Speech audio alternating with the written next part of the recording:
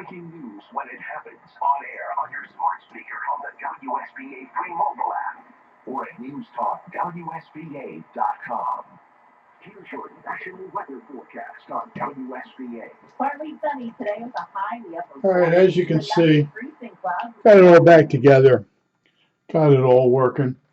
And basically, the receiver section of this radio is the same as an NC57. It's got the same regulator tube, same RF tube. What they give you extra is the quality is just better. It's the same 3 IF cans. They give you a filter for it's a crystal filter to make it more selective, which you probably will never use. The BFO can is a lot nicer, but basically it's the same radio. So I'm thinking, basically you can see the I'm thinking basically anyway. I was thinking if I change the front end tube, it has like a 6SG7, and remember with the NC57 we changed it to a 6AC7. Right? So now you can see the S meter is set. We got a station on. We pulled the 6SG7 out. Here we are. We're pulling it out. Now we put in the 6AC7.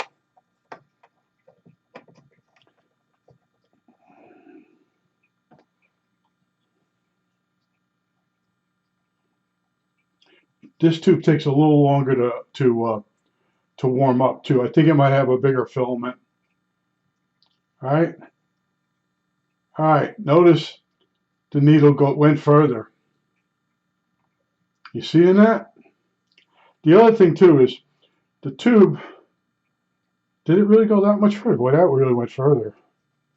Let me pull it out. Let me put the other one back in. I'm even making myself crazy now. Let's see for warm up time. Oh, it's about the same.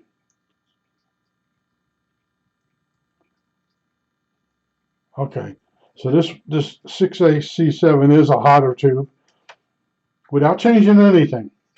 Now I don't know how many more dBs that is. Nothing's really calibrated, but put this in.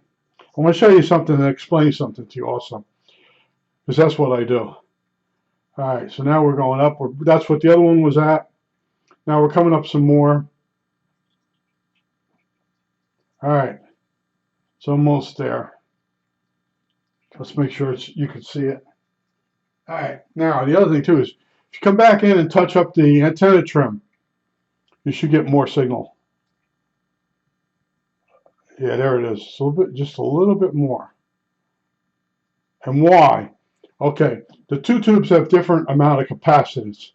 So when you put the tube in, the 6AC7, I'm starting to confuse myself.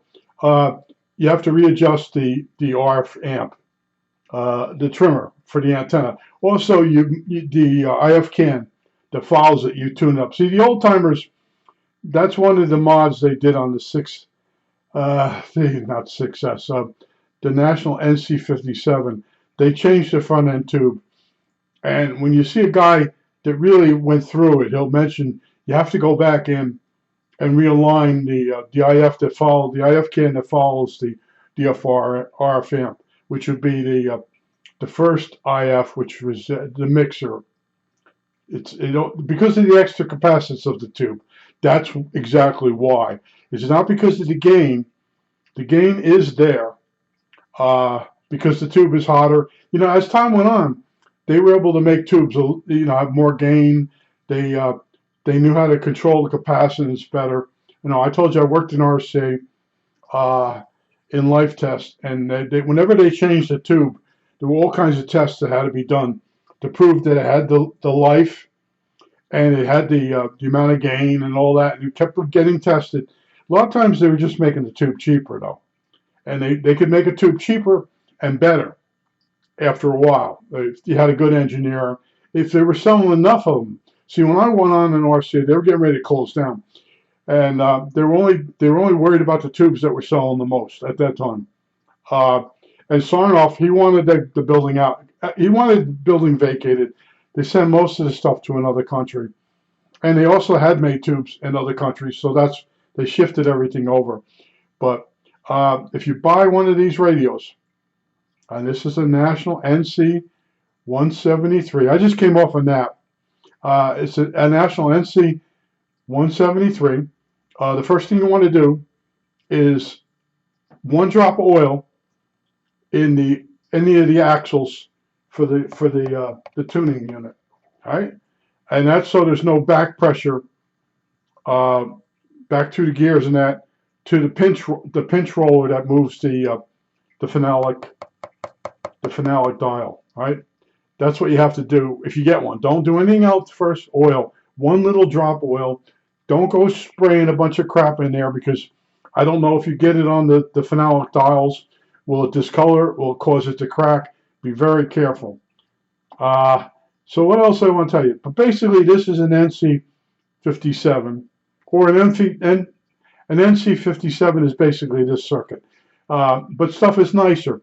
If you look at the tuning capacitor, the main tuning capacitor, it's a higher quality tuning capacitor. So it'll be more, with the dial, it'll be more accurate. See, this radio has ham bands on it. That's what this guy over here, am I in the frame? All right, this here, right now it's on set, but it has the 80 meters, 40 meters. It's got high frequency band. What is it? 6 meters, 10 meters, 20, 40, and 80. Now, some guys online will say this is a general coverage radio. It's not. It was made for ham, and it was on the Kontiki, whatever the name of that thing was. They made a boat out of what they thought the natives might have used to get across the ocean, and they rebuilt the ship the way they thought it had been built, and then they went across to prove something, to prove the point that it's possible these people could have immigrated or migrated. You don't want to use the word immigrated anymore. Anyway, I got it basically finished. I'm playing it for a few days, cleaning it up a little bit more, clean the case, the cabinet, and back it goes, and it becomes one of the ones in the pile. This is a good radio because it's got the NC57 in it, or the NC57 is copied off this. But if you look at the schematics of both of them, very similar. They did move the AVC around. The gain control has been moved on this unit versus the NC57. But I like the NC57 because you can get one that's not a rust bucket. You can get it cheap during the summer. You shouldn't buy a shortwave radio on eBay during the winter, because they're almost, I won't say double the price, but it's the season for the radio, and they get more money for it. I think that's it. All right, that's it. Another one done.